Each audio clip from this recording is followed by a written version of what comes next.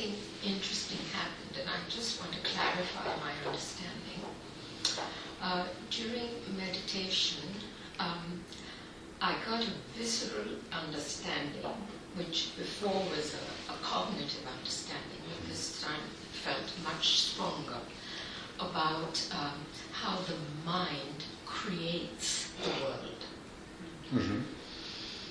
So, do I understand correctly that if the mind, there would be these physical objects, there would be this thing that we call mountain, but if we didn't have a mind, it would still be there, but it would be just what, suchness?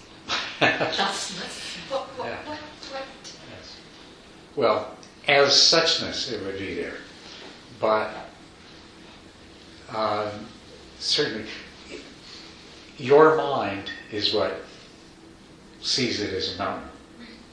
Your senses are what determines the way that you're going to perceive it, you know.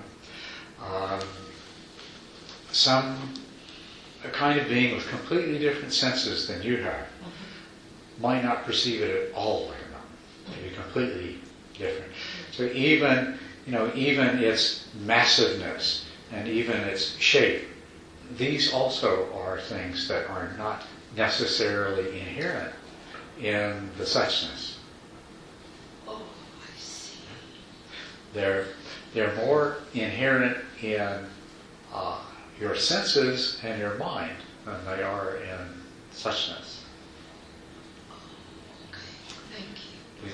Then, may I just push this a little further? Is it akin to that Japanese poem that says, does the tree if it falls in the forest, does it make a sound if no one is there?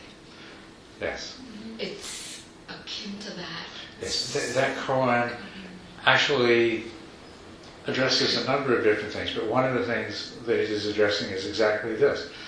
When a tree falls in a forest, there's only a sound if there's an ear. Yes. Right? Yes. And not only is there an ear, but there has to be a mind.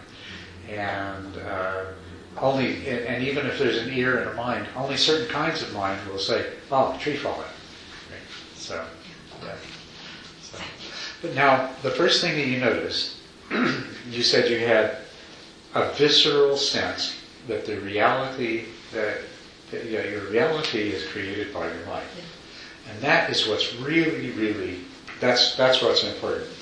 Examining things like is a rock really a rock, or is a mountain really a mountain, are ways of extending this understanding.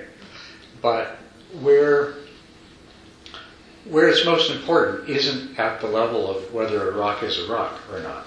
It's when you realize that the reality that you live in is not at all that simplistic. And at the level of reality that you actually live your life, hour by hour or day by day, is at the level of both the maximum amount of fabrication, right? You know, it's even if rocks are rocks to all of us, the fact is that none of us is going to see the same rock the same way. And the reality that we live in, whether it's happy and joyous or miserable and painful, whether we're surrounded by beautiful and loving beings or by demons, this is what our mind is. This is the mind that's created by our reality. So it's at that level of complexity that we really live, that the nature of it as a projection is most obvious when you look, and that's also, fortunately, what's most important to recognize and appreciate. So you take this visceral experience in meditation, and you try to bring that into being a visceral experience in your everyday life. So it repeats itself over and over again. So you keep having that little, aha, I'm creating this reality. aha, this is all the projection in my mind, And of course, what goes along with that is well, if I can just learn the rules by which my mind projects, I can direct this in a completely different way. I can live in a completely different reality.